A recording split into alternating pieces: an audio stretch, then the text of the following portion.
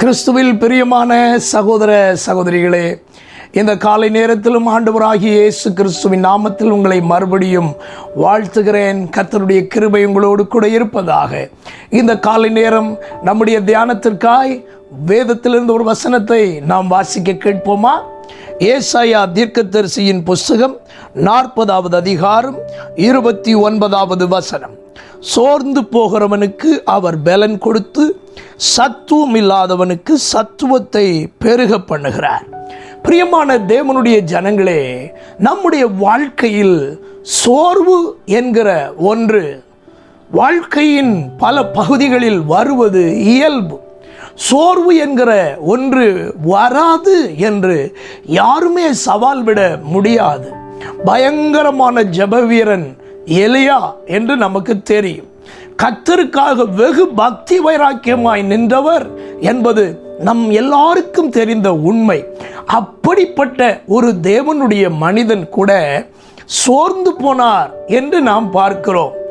யோபு பக்தன் தன்னுடைய வாழ்க்கையிலே ஒரு விசை சொன்னார், என் உள்ளந்திரியங்கள் எனக்குள்ளே சோர்ந்து போகிறது என்று சொன்னார்.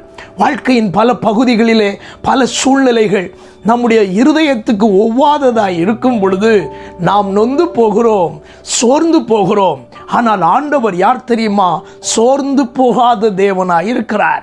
அவர் நமக்கு துணையாயிருந்து சொல்கிறார், சோர்ந்து போகிற உனக்கு நான் பலன் கொடுக்கிற தேவனாய் இருக்கிறேன். நம்ம சோர்ந்து போகும்போது நாம் தளர்ந்து விடுகிறோம்.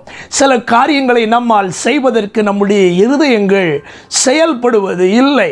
சோர்ந்து போய் எல்லாம் அப்புறம் பார்த்து கொள்ளலாம், நான் என்ன செய்து என்ன பிரயோஜனம் என்று நமக்குள் நாமே சோர்ந்து போகிறோம்.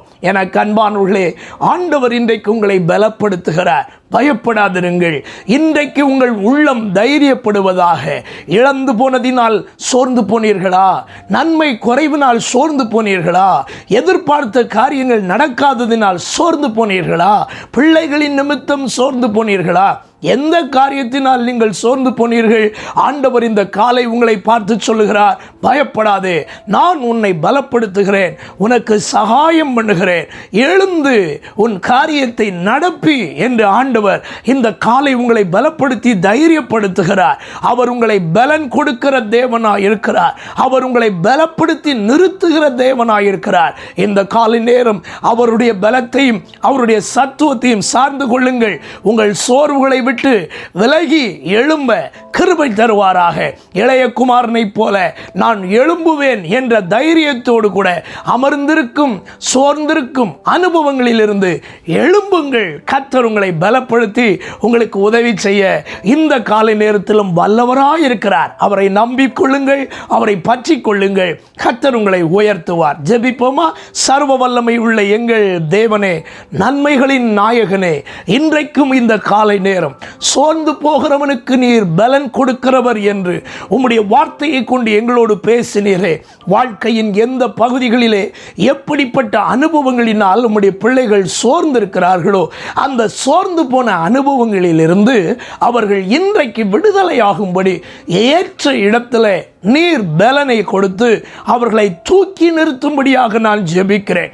ஒரு தேவனுடைய பிள்ளைகளும் மனம் நொந்து சோர்ந்து விசுவாச வாழ்க்கையிலே ஆண்டவரை பின்வாங்கி போகாதபடி அத்தனை பேரையும் ஆண்டவர் பலப்படுத்தி உற்சாகப்படுத்தி அவர்கள் தொடர்ந்து உம்மை உறுதியாய் பற்றி கொண்டு வாழ்க்கையில் ஜெயத்தை பெற்றுக்கொள்ள கிருபை பாராட்டும்படியாக ஜெபிக்கிறேன். இந்த நாள் ஒவ்வொருவருக்கும் ஆசீர்வாதமாய் மாற உதவி செய்தருளும். தொடர்ந்து கூட இரும், பெரிய காரியங்களை செய்யும். இரட்சகர் இயேசு கிறிஸ்துவின் நாமத்தில் இவைகளை மிகுந்த மனத்தாழ்மையோடு வேண்டிக் கொள்கிறோம் எங்கள் நல்ல பிதாவே, ஆமென்.